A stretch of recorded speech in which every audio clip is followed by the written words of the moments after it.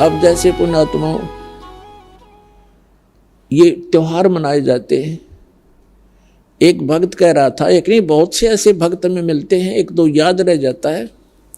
उसने बताया था जब दीक्षा लेने आए किसी भक्त के माध्यम से साथ आए वो, उन्होंने बताया जी हमने आज 10 वर्ष हो गए कोई त्योहार नहीं मना लिया। कारण क्या है कि कभी तो हमारा एक 5-4 मेरे चाचा ताऊ 5-6 भाई थे, उनमें कभी तो किसी की मृत्यु हो जाती है, किसी खास जवान की, कोई बहन विधवा हो जाती है या घर का सदस्य मर जाता है।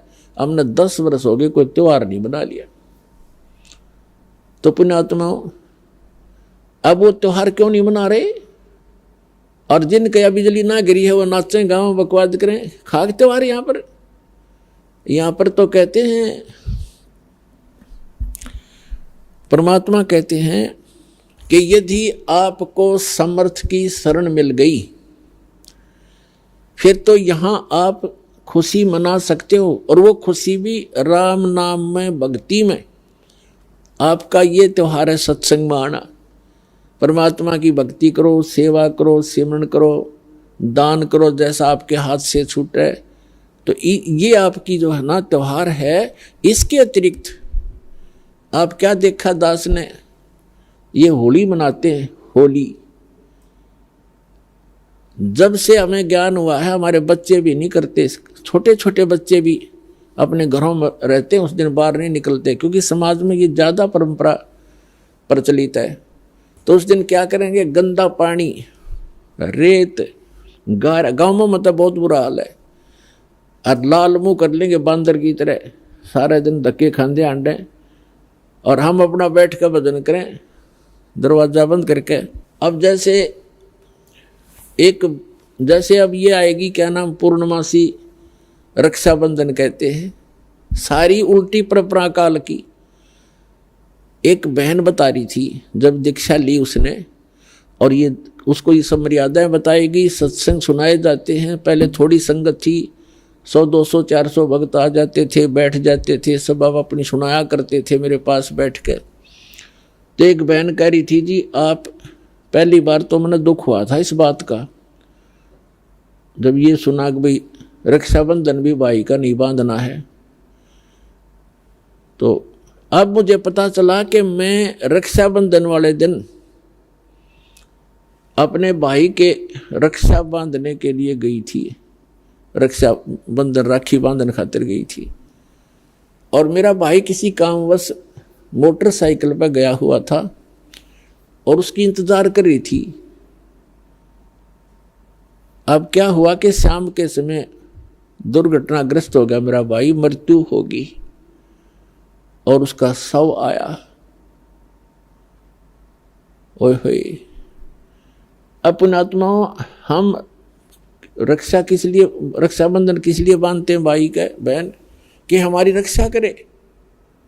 अब जब वो अपनी ही रक्षा नहीं कर सका, भाई की रक्षा, बहन की रक्षा कहां से कर देगा? जो रक्षा करने वाला है परमात्मा का रक्षाबंधन बांधो, और उसका रक्षाबंधन है पुण्यात्माओं, उसका नाम लो, उसकी शरण में आ जाओ।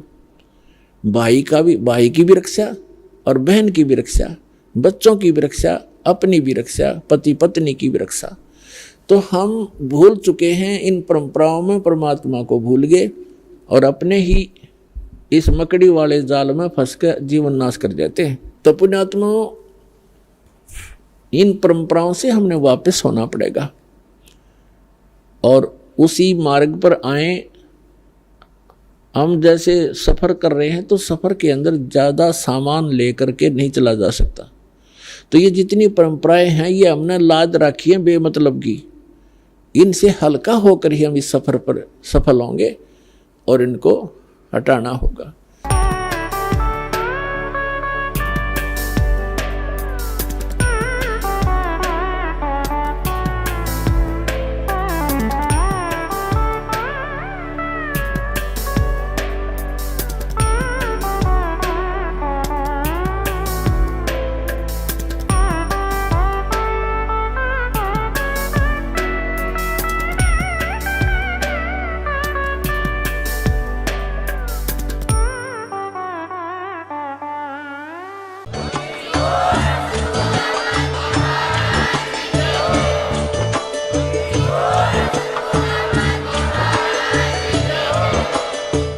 सुन रहे थे जगत गुरु तत्वदर्शी संत रामपाल जी महाराज जी के मंगल प्रवचन। अधिक जानकारी के लिए विजिट कीजिए हमारी वेबसाइट www.jagatgururampalji.org।